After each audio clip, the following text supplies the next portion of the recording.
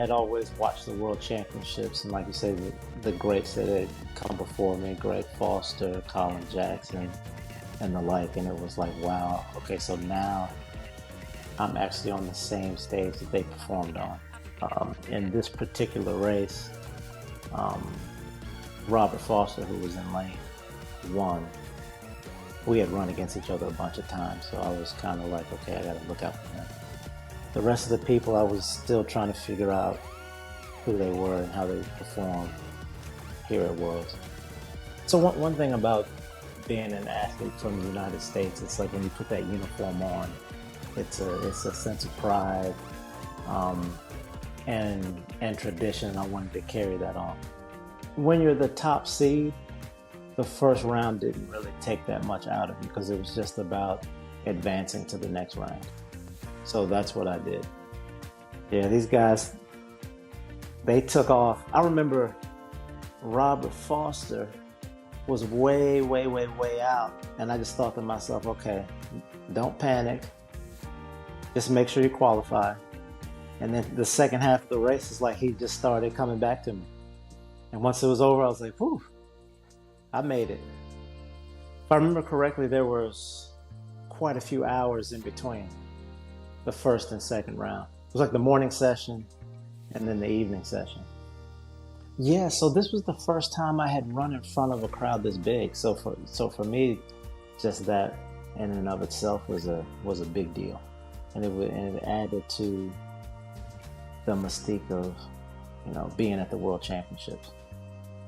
This was the biggest competition I'd ever been at as a spectator or participant. So I was pretty geeked up.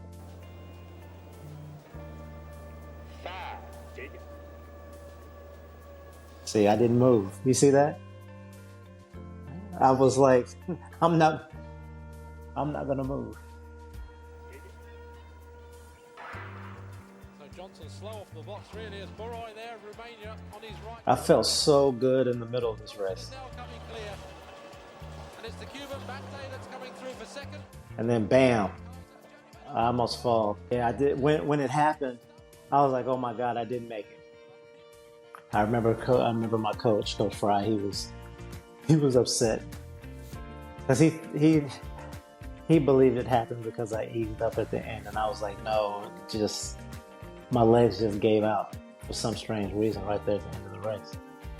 I got it out of my head as soon as it happened because what it did was, so with that happening, and I still ran 13:54. I was like, okay, I'm ready to run super fast.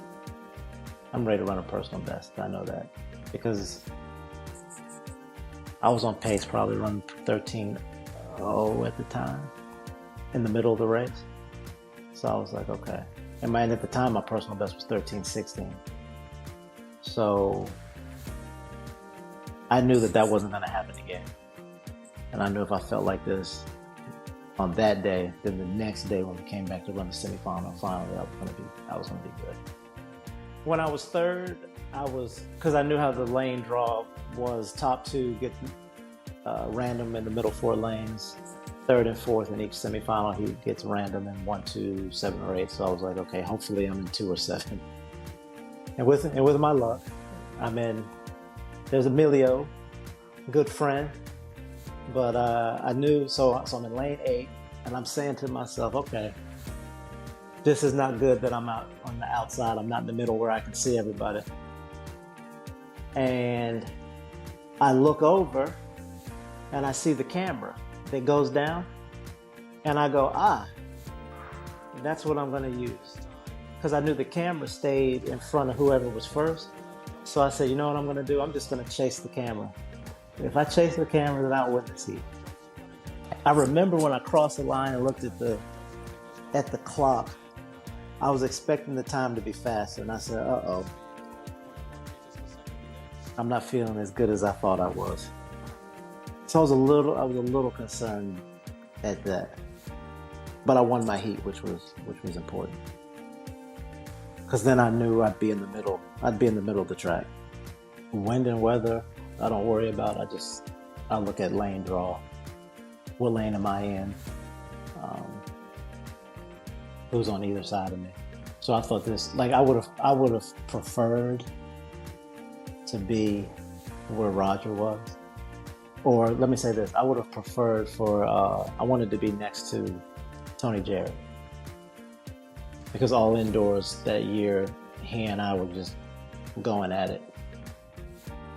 I knew me and Roger were opposites, and I know for a fact I did not want to be to the left of Roger, because I had been to the left of Roger a few times before, and it did not go well for me.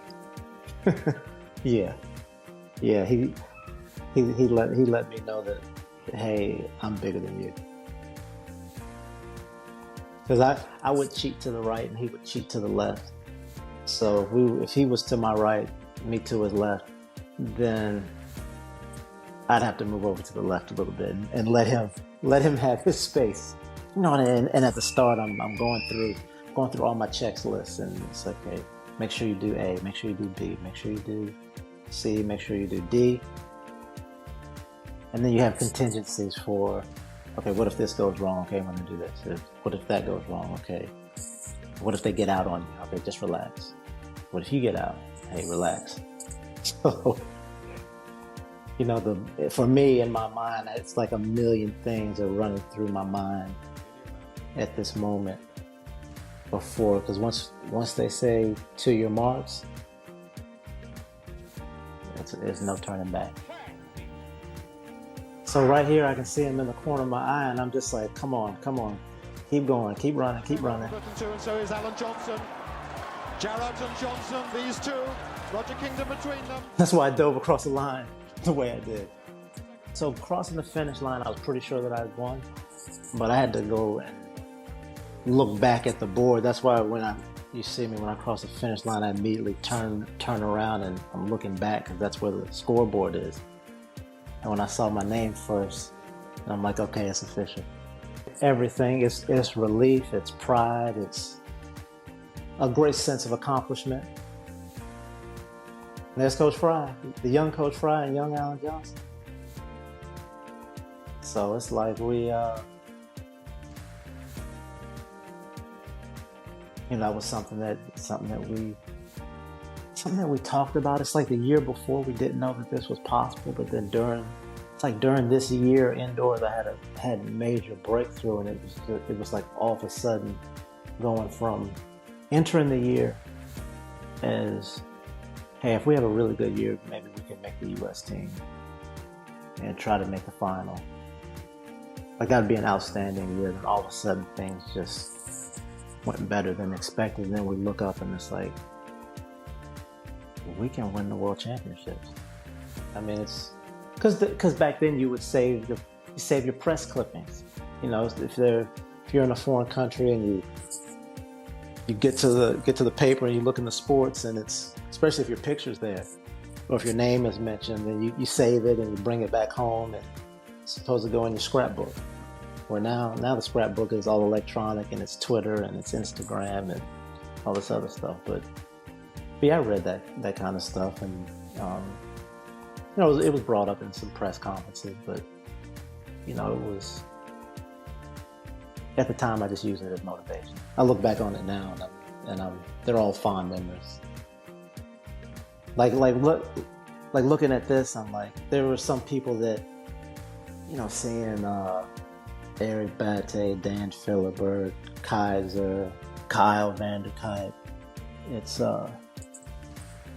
awesome. I wonder what those guys are doing now. This is crazy that this wasn't planned at all.